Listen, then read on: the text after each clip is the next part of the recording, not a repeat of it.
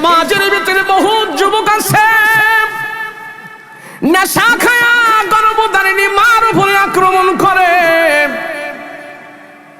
যেই মা তোমারে দুগ্ধ পান করিয়েছে, যেই মা তোমাকে প্রসব বেদনা দিয়েছে, যেই মা তোমার জন্য প্রসব বেদনা সহ্য করেছে, রাসূল বলেন তোমার মা তোমার জন্য তিনটা জিনিস করেছে, পৃথিবীর কোনো মানুষ এই তিনটা জিনিস তোমার জন্য করবে না। জোরে বলেন আমার মা যে তিনটা জিনিস করেছে, এই তিনটা জিনিস আমার বাবা আমার জন্য করবে না, আমার বিবিও আমার জন্য করবে না, আমার ছেলে মেয়েরাও আমার জন্য করবে না। রাসূল বলেন তিনটা জিনিস তোমার মায়ের সাথে তোমার এমন ভাবে লাগালাগি আছে, এই তিনটা জিনিস না হইলে তুমি দুনিয়াতে আসতে পারতা না। এক নাম্বার, তোমার মা তোমাকে গর্ভে ধারণ করেছে, যেই মাস হোক, 9 মাস 10 মাস 8 মাস যে কয় মাস হোক, তোমাকে তোমার মায়ে পেটে নিয়েছে।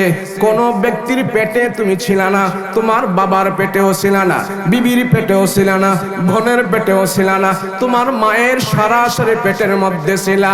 এমন পেটের মধ্যে থাকাটা পৃথিবীর কোনো মানুষ তোমার জন্য নেয় নাই, তোমার মায়ের পেটে তুমি ছিলা। 2 নম্বরে, তোমার মা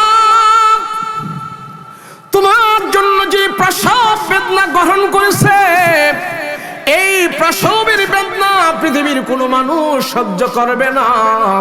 প্রসবের বেদনা এমন একটা বেদনা, এমন একটা যন্ত্রণা, এটা তোমার মা ছাড়া দ্বিতীয় কেউ আর বোঝে না।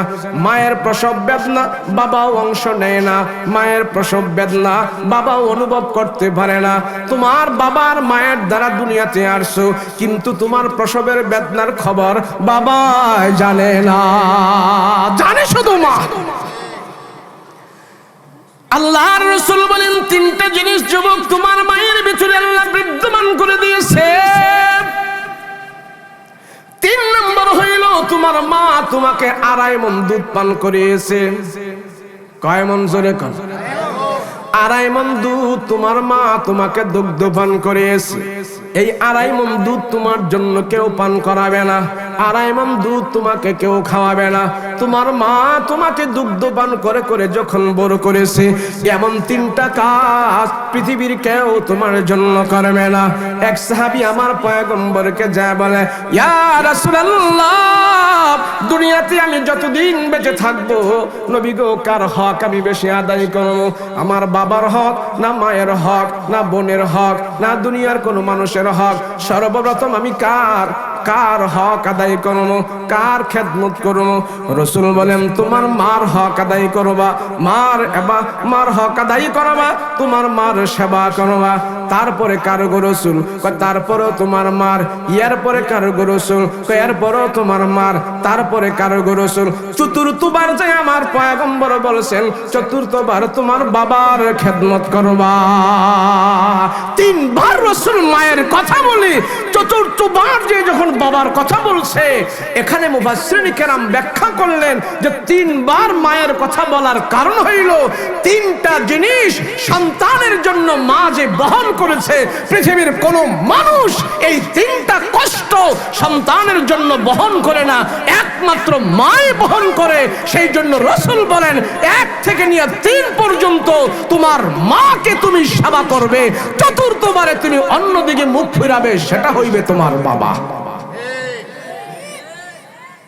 মানুষ আজকে এই সমাজে কত মা সন্তানের জন্য নীরবে ঘরে বসে বসে কাঁদে, সন্তানের জন্য কত মা আজকে জেলখানার ভিতরে আছে, কত বাবা স্ট্রোক করে হসপিটালে পড়ে আছে। কারণ কি? কারণ হলো আমার সন্তানকে আমি সঠিকভাবে পরিচালনা করতে পারি নাই, সেই জন্য সেই সন্তান আমার জন্য বিস্ফোরা হয়ে দাঁড়িয়েছে। কথা বলেন ঠিক কিনা? আমার সন্তান খারাপ হওয়ার পিছনে আমি দায়ী, এই সমাজ ব্যবস্থাপনারা দায়ী, এই সমাজ মেনটেন করে যারা, তারা হলো যুবক খারাপ হওয়ার পিছনে দায়ী। কথা বলেন ঠিক কিনা? রাসূল বলেন তোমার মা, তোমার মা, তোমার মা, তোমার মা,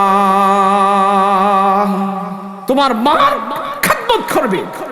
আল্লাহ পাক পৃথিবীতে মাকে এত সম্মান দিয়েছেন, রাসূল বলেন আমার পরে তোমার জন্য তোমার মা হইল তোমার রব।